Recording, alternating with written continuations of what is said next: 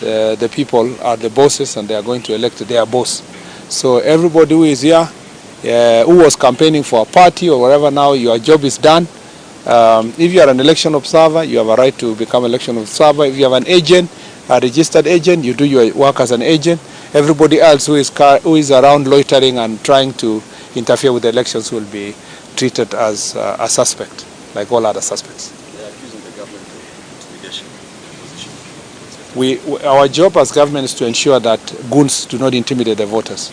And if we can succeed to intimidate the goons, we are very happy. And when goons complain that the government is intimidating them, it is my joy. My problem is when citizens are intimidated. We want to make sure that the goons are intimidated enough, not just intimidated, but they are arrested and charged, so that the people of Kenya can have confidence in our electoral process. We wish you well, we wish everybody well, success to all the candidates, and success to IEBC. I know there is a new IEBC team. We wish them the very best as they also work very hard to prove themselves in these elections. We don't want to let anybody down. Everybody must do their part. Those of us who are in the security sector must do our part. The voters must turn out, come out and vote. Exercise your right. We want to see huge turnouts around the country. That is the joy of democracy, and that's the joy of a working country, to see that its people are exercising their democratic rights peacefully and electing leaders they would like them to represent in the various legislative parliament and the county assemblies. Asanteni sana. Thank you very much. Thank you very much. Are you guys ready? Yes. Thank you, members of the press. We are here in Kasipul. The DIG, Administration Police Service, Mr. Gilbert Masengeli. We have our regional police commander leading the regional security team in this region, and the county security team led by the county commissioner. As you are aware, tomorrow we are having by-elections across the country. One of such constituency is Kasipul, where we are. We came here to assess the security preparedness. We have had a good meeting with our regional and county security team. Our desire is to make sure that as much as possible we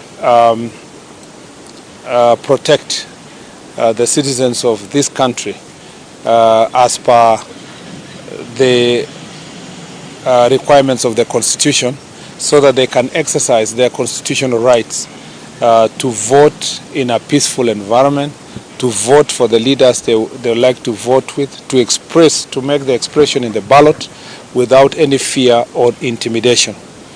Kenyans will know that we lost the member of parliament of this constituency in a tragic event that is still being handled in the courts by a legal process.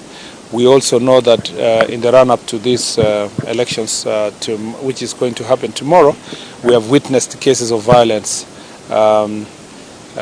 between campaign teams and competitors. And we also know that I was here just a few months ago on the issues of security, and we know that this region has continued to witness the challenges that are related with goods. There is a rising phenomenon where it's not just this region, but all over the country. We have a by-elections in Nairobi, we have it here, we have in Bere, we have in Western, in Kakamega, and also in Bungoma.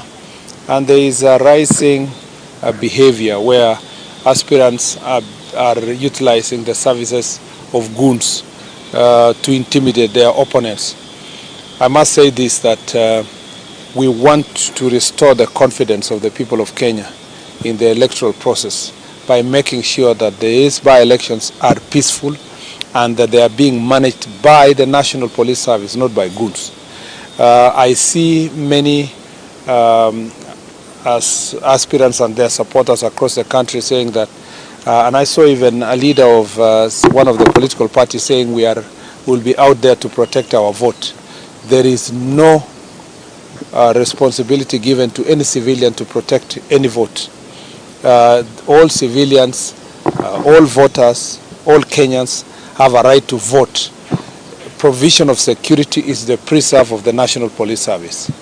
And I must warn everyone, all those people who are preparing to bring goons to polling stations and tallying centers, I warn you that you will face the full force of the law. The National Police Service is prepared to arrest all goons, all criminals, all persons who are intending to disrupt peaceful elections in our country. I must assure the people of Kenya that from these by-elections and all the way to the next general elections, the people of Kenya must know that the National Police Service will impartially protect them to ensure that everybody can express their views. And therefore I want to ask women, persons with disabilities, the old, who are fearing that they will not come to vote because they will be attacked by goons, that we have put in place proper security measures, and we have proper provision of police officers in every polling station and all the tallying centers to make sure that Kenyans go about their business safe. I want to also address these people who are going to Kisumu, to Nairobi and to other counties to hire and recruit goons to come and disrupt elections here and other places, whether it is Siaya, Malava, and Mbere or Kariobangi in Nairobi or in Magarini. I want to tell them that don't try that. We are going to take very stern action against the financiers, the transporters, anybody who owns a probox or a motor vehicle or a matatu, or which is going to be hired to ferry goons. Apart from arresting the goons and arresting the planners and financiers, we will also arrest the transporters, because those are part of the enablers. So I warn all car owners, transportation companies, and persons who are facilitating the ferrying of goons that they need to stop forthwith, because we will take very stern action. In the last maandamano, we had some people ferrying goons who burned police stations and burned people's houses, and we charged them for terror. And you need to consult them to see the consequences they faced. I still maintain my stand that anybody who is intending to commit violence with an intent of with the intention of intimidating voters not to come and vote and spreading fear, that person is not just a criminal, but is a potential terrorist. And therefore, we will take the highest legal action to make sure that we protect the voters and to protect the vote. And we mean it. We mean it. And I want to ask all the voters of Kenya, all the voters in this constituency, voters in different places where we have by-elections in wards and constituencies and counties, that please exercise your right peacefully. Once you vote, go home. There is no business that you are protecting any vote. We will not allow loitering around polling stations in the name of protecting votes or canvassing. Once you finish with your vote, go home, wait for the results. In any case, there is no value in going to loiter around a tallying center, because elections end in a polling station and the results are already known and they are protected. You don't have to carry them physically to the tallying center. It can be tallied anywhere and it can be announced anywhere. It doesn't have to be that you're going to interfere with the tallying center for you to get anything. You get nothing. With the